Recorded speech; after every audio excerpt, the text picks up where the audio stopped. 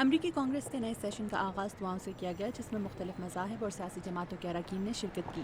ایوان میں ڈیموکریٹک جماعت سے تعلق رکھنے والے رکن اسٹینی ہوئر کو اس کانگریس سے اچھی امیدیں ہیں۔ ہم اپنے لوگوں کی زندگی اور معیشت بہتر بنانے کے لیے کام کریں گے۔ مگر یہ کارروائی اس ایوان میں ہونے والی چند ہی غیر جانبدار تقاریب میں سے ایک ہو سکتی ہے، جس میں کانگریس کے ایوان زیری کا انتظام ریپبلکن پارٹی اور سینٹ یعنی ایوان بالا کا انتظام ڈیموکریٹک پارٹی کے ہاتھ میں ہے۔ This being the day fixed by public law, Senate will come to order. the House will come to order. 112ویں امریکی کانگریس کے پہلے دن کا آغاز نئے اراکین کی حلف برداری سے ہوا۔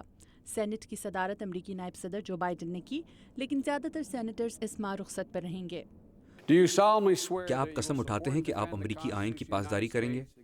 مگر توجہ کا بنیادی مرکز ایوان زیری ہیں۔ 4 سال قبل یہاں ریپبلکن جان بینر نے ڈیموکریٹک پارٹی کی خاتون نینسی پیلوسی کو اسپیکر کے اختیارات منتقل کیے تھے، جبکہ گزشتہ روز نینسی پیلوسی نے یہی اختیارات جان بینر کو واپس کر کے یہ ثابت کر دیا کہ جمہوری ممالک میں عوام اپنا ذہن کتنی جلدی بدل سکتے ہیں۔ God bless you, Speaker Boehner.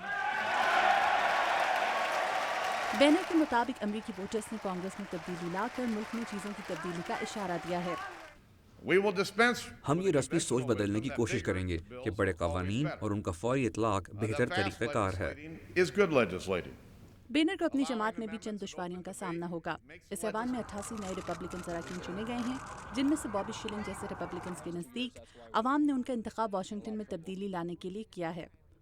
My number one priority is میری سب سے پہلی ترجیح اپنے حلقے کی آواز واشنگٹن تک پہنچانا ہے، نہ کہ کسی بھی حوالے سے اپنی جماعت کا دباؤ برداشت کرنا۔ what they want. ریپبلکنز کی پہلی ترجیح صدر اوباما کی جانب سے صحت عامہ کے قانون میں تبدیلی لانا ہوگی۔ وائٹ ہاؤس کے پریس سیکرٹری رابرٹ گبز نے ریپبلکنز کی اس کوشش کو بے سود قرار دیا۔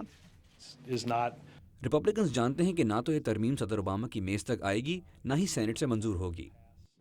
ریپبلکنز کانگریس کے بجٹ میں سے $3 کروڑ 50 لاکھ اور وفاقی بجٹ میں سے $50 ارب کی کٹوتی کرنا چاہتے ہیں۔ مک ملوینی نئے ریپبلکن اور ایوان کی بجٹ کمیٹی کے رکن ہیں۔ یہ کٹوتی کافی نہیں ہے، ہمیں اس سے زیادہ کٹوتی کرنا ہوگی۔ امریکی سینٹ کے دسمبر میں زیادہ کام کرنے کے باعث جنوری کے مہینے میں زیادہ تر تعطیلات رہیں گی، لیکن کانگریس کے ریپبلکن اراکین آئندہ 3 ہفتوں میں زیادہ سے زیادہ کام ختم کرنے کی کوشش کریں گے۔ کیرولین پرسٹاٹی کے ساتھ مدیحہ انور، اردو VOA۔